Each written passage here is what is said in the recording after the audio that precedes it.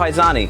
I'm John Viola from the Italian American Podcast, and I'm here in the Bronx, New York at my in-laws' house, and we're making 600 pounds of fresh tomatoes, jarred in the old-fashioned way, so that our family has the best of the best for the next 2 years of our tomato needs. This is a great Italian American tradition, and one that a lot of people still keep. And if you're keeping it in your family, hopefully you enjoy seeing how we do it in ours. And if not, maybe this will be an instructional for how you can revive an amazing Italian American tradition in your own family. So we hope you enjoy. The first thing you're going to need is a lot of mason jars.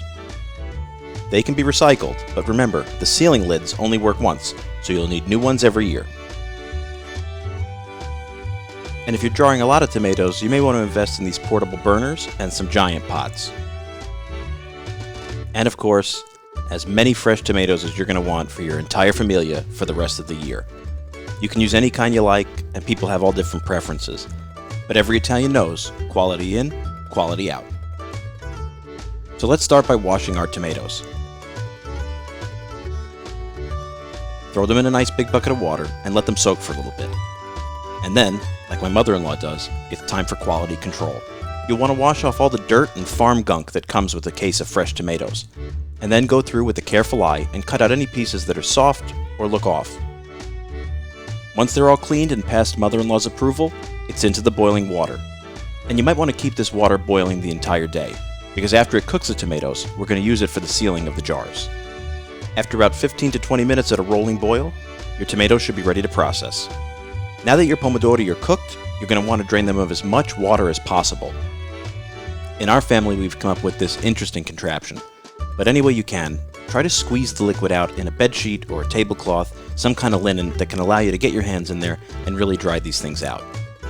Now once you've got the tomatoes to your liking, it's time to press them. Many families have invested in an automated tomato press, known as a passatutto in Italian, but some still prefer the hand-cranked method. Whichever you like, the goal is to separate that beautiful puree from the seeds, pulp, and skins. But don't throw that stuff away just yet. We like to pass it through the machine another 2 or 3 times to get all of the puree we can off the skins.